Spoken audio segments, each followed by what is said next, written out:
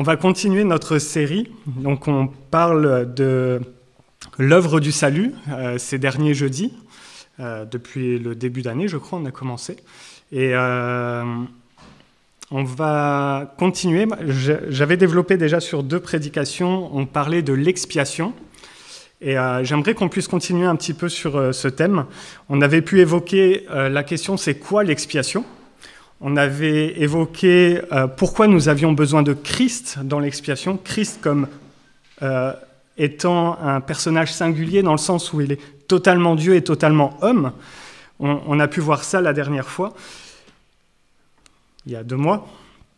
Et pourquoi il était important pour le pardon de nos péchés. Et j'aimerais qu'on puisse ce soir, à chaque fois je me trompe, les dimanches je vais dire ce soir et les jeudis je dis ce matin. Il doit y avoir un décalage dans ma tête qui n'est pas bien fait. Mais j'aimerais qu'on puisse voir ce soir la question, mais qu'est-ce qui s'est passé à la croix ? Parce que la question, lorsqu'on a vu c'est quoi l'expiation et pourquoi Jésus-Christ, on arrive quelque part à se poser la question, mais l'expiation est faite à la croix, mais qu'est-ce qui s'est passé à la croix pour que notre expiation soit réalisée ? Et du coup, alors qu'on arrive à cette question, on va prendre ensemble un verset, on a déjà lu, et c'est Jésus qui parle dans Jean 19, verset 30. On va lire ce verset. Jean 19, verset 30.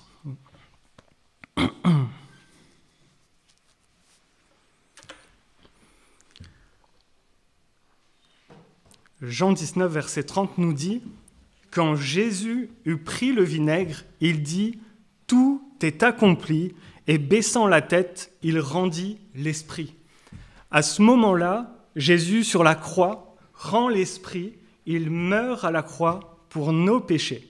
C'est ce qu'on avait vu.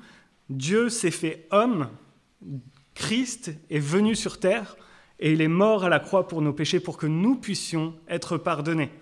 Amen.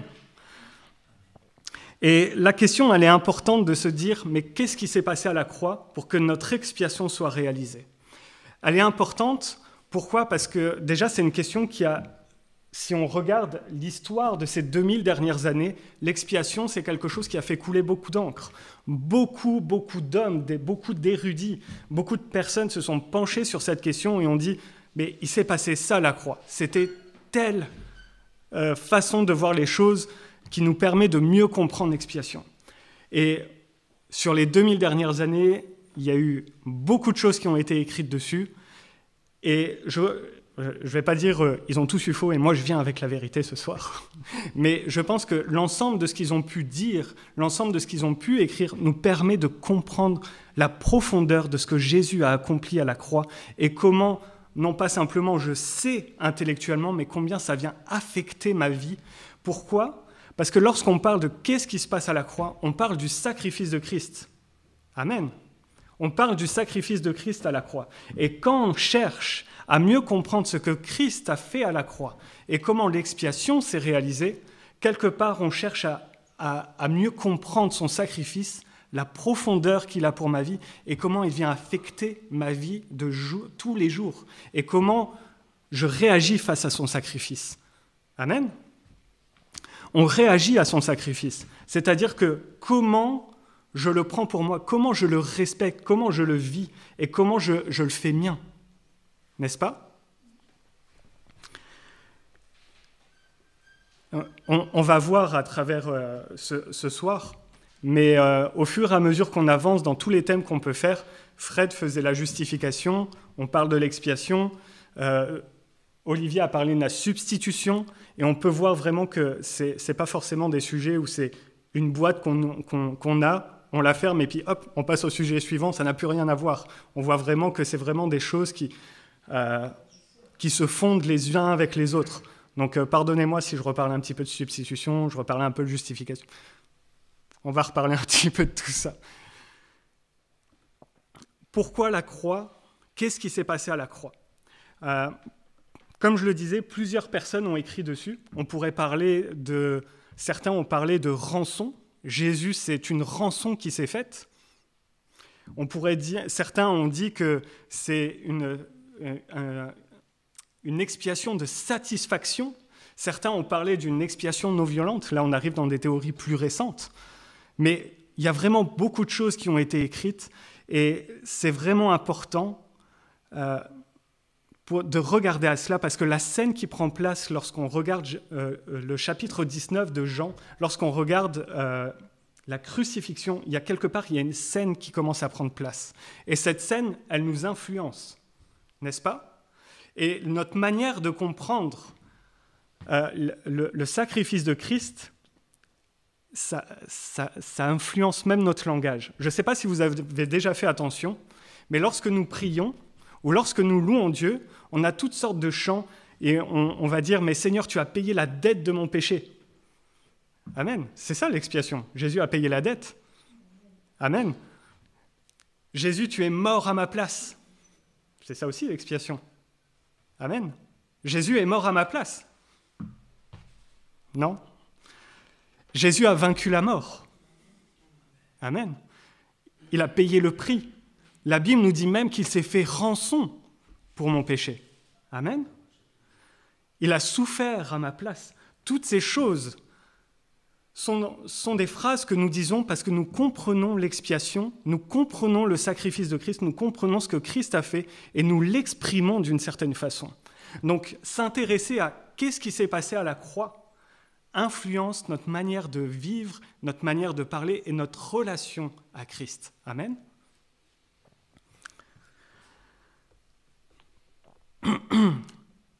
Et comme je le disais, beaucoup de personnes ont écrit beaucoup de choses. Ce soir, on ne va pas s'intéresser à tout ce qui a été écrit.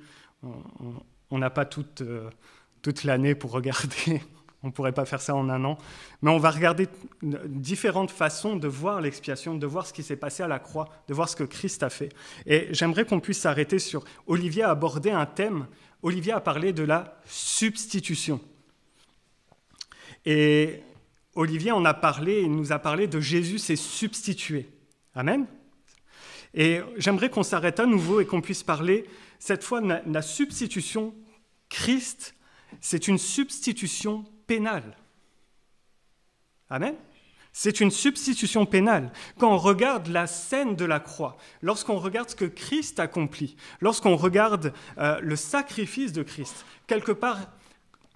Moi, je suis très imagé dans ma tête, alors moi, j'imagine beaucoup les choses. Mais lorsqu'on parle du sacrifice de Christ, il y a comme une scène qui prend place. Certains vont me dire, bah oui, il y a la croix qui est là sur le mont Golgotha.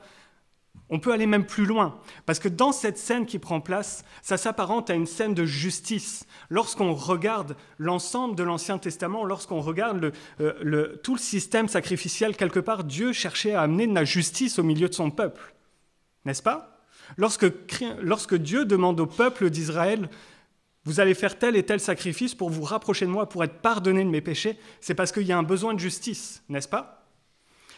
Et quelque part, à la croix, il y a une justice qui se prépare. Il y a Dieu le Père qui est présent dans la scène, et Dieu le Père est celui qui va rendre justice. Amen ? Dieu le Père est celui qui va rendre justice. D'une certaine façon, nous sommes dans cette scène. Lorsque nous lisons l'histoire de la crucifixion, nous sommes dans cette scène, parce que nous sommes ceux qui doivent être jugés. Nous sommes à la cour d'assises de Dieu.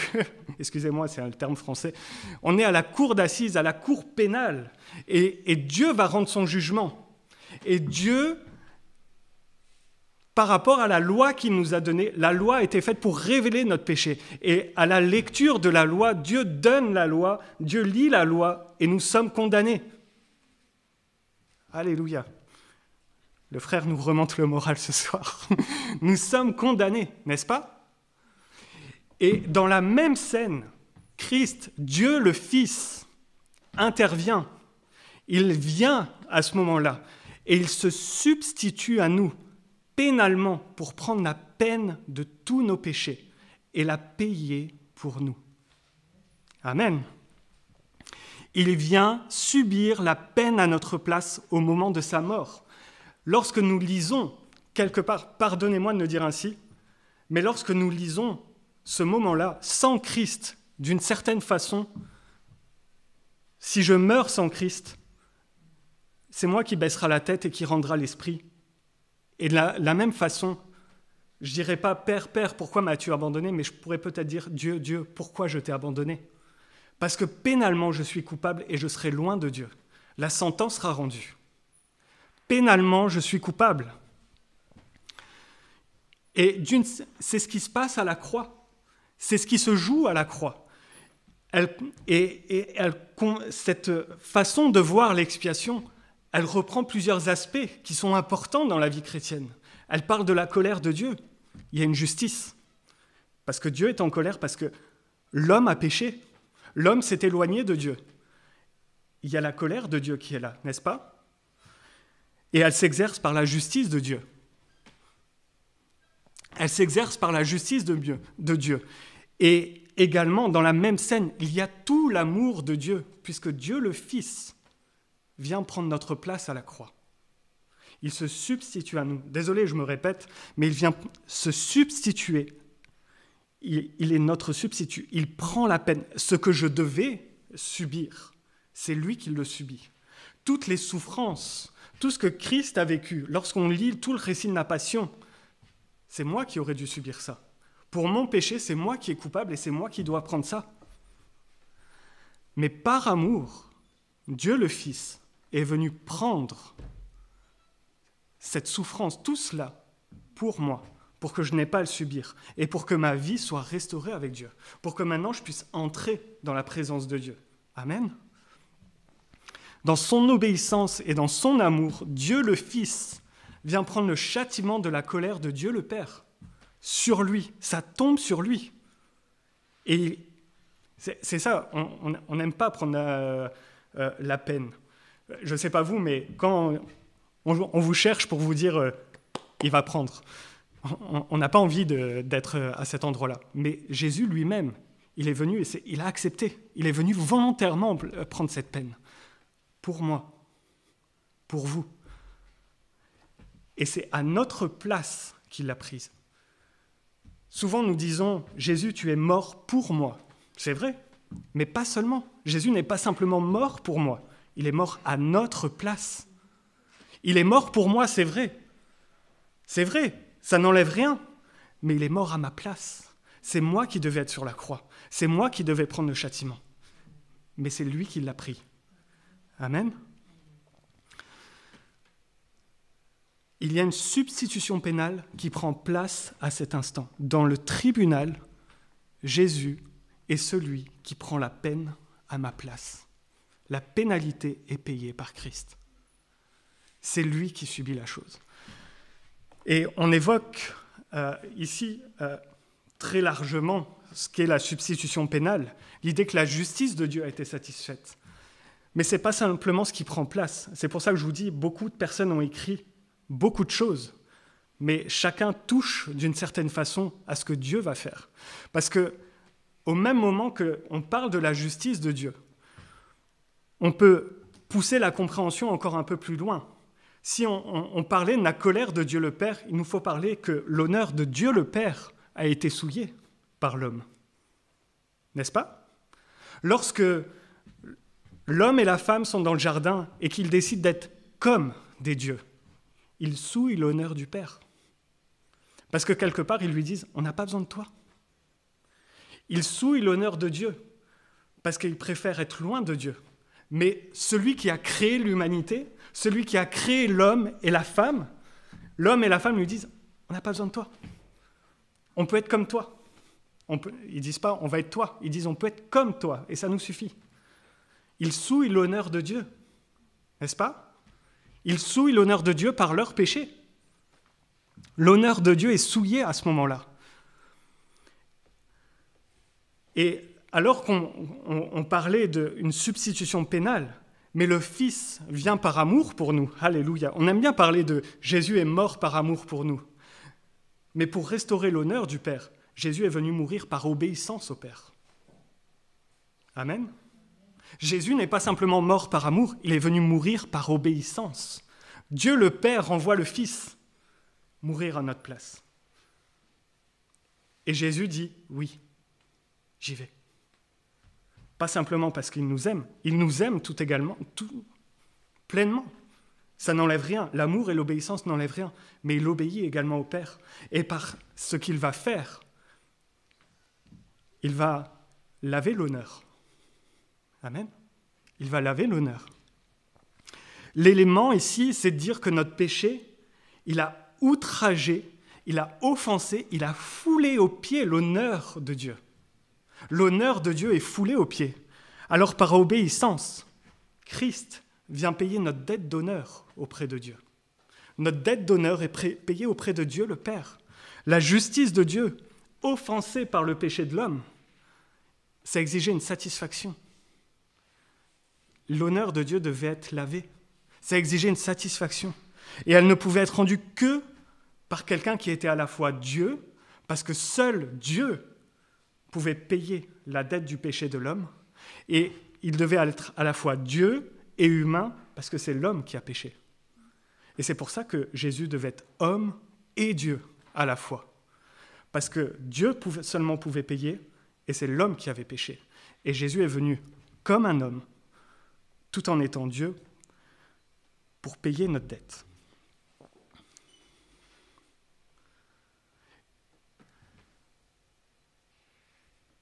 Et cette dette d'honneur payée, notre relation avec Dieu, elle est restaurée. Parce que Christ a obéi. Et ça nous donne un exemple. Si Christ, Dieu lui-même, a obéi au Père, est-ce que moi je ne dois pas obéir au Père? Si Dieu lui-même, lorsqu'on parle d'expiation, on aimerait juste parler du pardon des péchés, mais il y a tout ce que ça implique. Il y a le modèle d'exemple que Jésus lui-même va donner. L'expiation, c'est aussi Dieu, Jésus, qui obéit au Père. Ça me montre que moi aussi, je dois obéir au Père. Amen. Et on est là pour obéir. Et enfin, à la croix, il y a quelque chose qui se joue également. Il y a un aspect de libération, n'est-ce pas? Il y a un aspect de libération de l'humanité qui devient possible. Parce que lorsque Christ rend le souffle, et après qu'il va ressusciter, la libération devient possible pour l'humanité. La libération, elle est possible. La mort de Christ, elle est à la fois une satisfaction pour l'honneur de Dieu, elle est à la fois, parce qu'il se substitue pénalement, il satisfait la justice de Dieu, le Père, mais à la croix, Christ, il est victorieux. Et c'est là qu'on parle du Christus Victor. Christ est victorieux. Amen. La mort est vaincue. Mon péché est vaincu. L'esclavage, je suis plus esclave du péché, parce que Christ, à la croix, il me libère. Amen. Je ne suis plus esclave du péché, et je ne suis plus condamné à être loin de Dieu. Lorsque je lis Lévitique 16 et que je regarde tout le déroulé de Yom Kippour, il y a un seul homme qui pouvait rentrer dans la présence de Dieu pour le pardon des péchés. Et rentrer dans la présence de Dieu, on avait mis des clochettes à sa robe pour savoir est-ce qu'il va être encore en vie, est-ce qu'il bouge encore. S'il n'y a plus de clochettes, c'est pas bon signe. Mais si ça bouge encore, s'il y a du bruit, c'est bon signe. Et il n'y avait qu'un seul homme qui pouvait faire ça. Mais parce que Christ meurt à la croix, lorsqu'il baisse la tête, il rend l'esprit, le voile est déchiré. Et maintenant, la présence du Père, elle m'est ouverte. Je peux entrer dans la présence de Dieu. L'expiation, c'est aussi la présence de Dieu qui m'est ouverte. Parce que je passe par le sang de Christ. Parce que lorsque je viens à la croix, que je me mets devant, que je me couvre du sang de Christ, je suis lavé de mes péchés. Je suis libéré de ma mort, libéré de l'esclavage, et je peux rentrer dans sa présence. Amen. Je peux entrer dans la présence de Dieu librement, avec respect. Librement ne veut pas dire sans crainte, sans respect. Bien au contraire. Mais nous pouvons entrer dans la présence de Dieu. Christ est victorieux. On parle de ce que Christ a accompli dans nos vies. L'expiation, ce n'est pas juste qu'est-ce qui s'est passé, mais qu'est-ce que ça accomplit dans ma vie. Frères et sœurs, des fois, on a l'impression de se dire « mais il faut que je me libère de telle et telle et telle chose. J'ai besoin de briser les chaînes de mon péché. » Christ a déjà brisé les chaînes de ton péché. C'est à toi de faire sa victoire tienne. Amen. C'est déjà brisé. C'est déjà, on est libre parce que Christ a déjà payé le prix. Amen. La mort n'a plus de péché sur ma vie, n'a plus d'emprise sur ma vie. Le péché non plus. Mais la mort n'a plus d'emprise sur ma vie. pardonnez-moi, je le dis ainsi, mais mon corps, un jour, il va se décomposer. Ce n'est pas de la mort là dont on parle. Mon corps, ma vie, mon âme ne verra pas la mort éternelle. Parce que Dieu, lorsque Christ fait œuvre d'expiation pour ma vie, il m'ouvre la vie éternelle.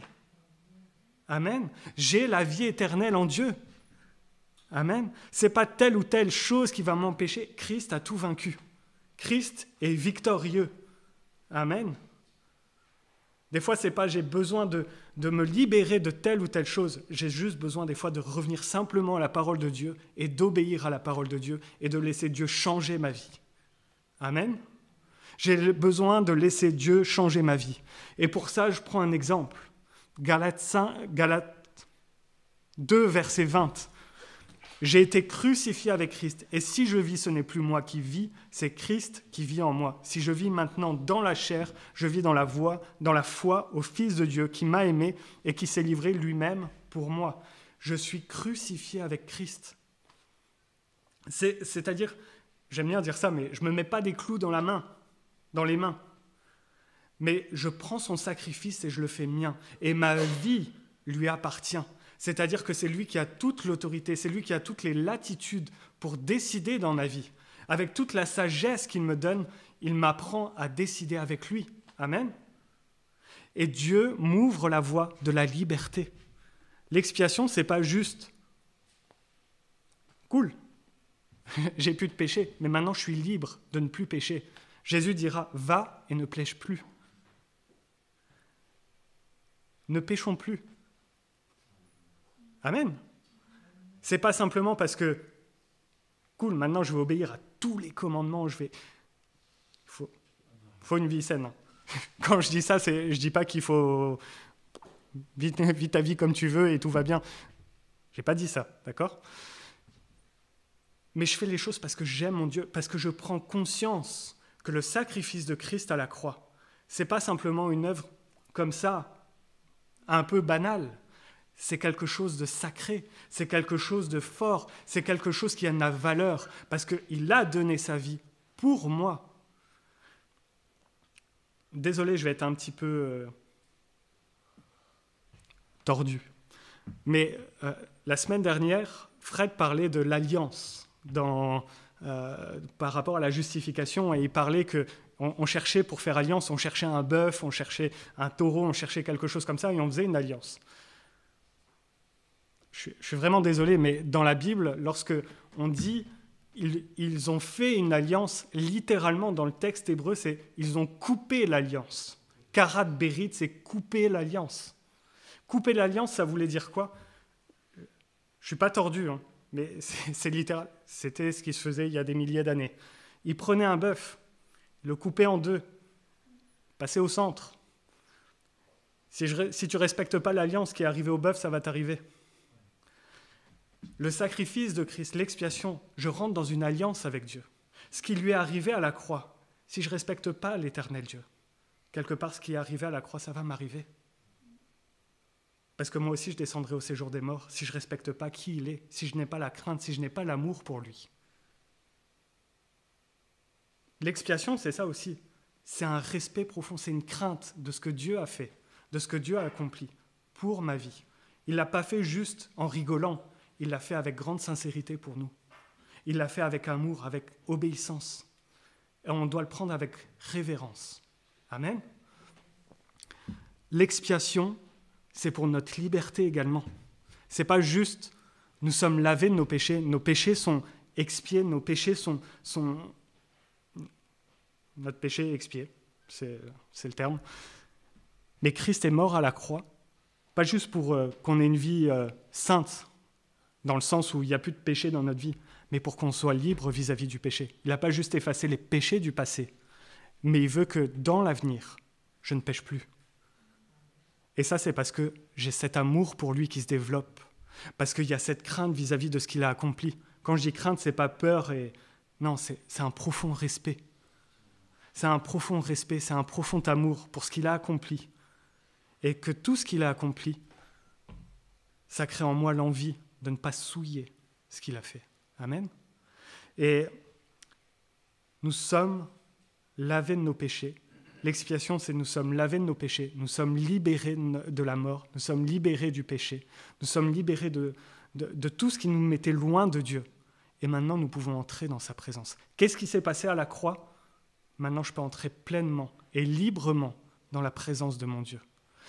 Maintenant, je suis conscient de tout son amour pour ma vie. Je suis conscient que son amour me mène à un chemin d'obéissance. Pas une obéissance servile, mais une obéissance parce que je l'aime. Amen. Je vais m'arrêter là, mais qu'on puisse garder à l'esprit quelque part que l'œuvre de Christ à la croix, c'est une œuvre profonde et c'est une œuvre qui change et qui bouleverse notre vie, mais l'humanité également. C'est un moment de grâce absolue, parce que Christ, alors qu'il ne nous devait rien, librement, il est venu mourir à la croix pour nous. Amen. Que son nom soit béni. Seigneur, je veux te remercier encore pour ta grâce, pour ta bonté, pour ta fidélité. Merci Père, Seigneur, pour ton œuvre à la croix. Merci Seigneur, parce que maintenant, Seigneur, je peux marcher nouvellement, parce que maintenant j'ai une vie, Seigneur, de liberté en toi, une vie de liberté vis-à-vis du péché, une vie de liberté, Seigneur, où je peux te servir et t'aimer, Seigneur, de tout mon cœur. Merci, Père, Seigneur, pour tout ce que tu fais. Merci, Seigneur, pour qui tu es. Merci, Seigneur, parce que tu es bon. Et, Seigneur, ta grâce, Seigneur, ne faille pas. Seigneur, que ton nom soit béni et que ton nom soit glorifié, Père. Amen.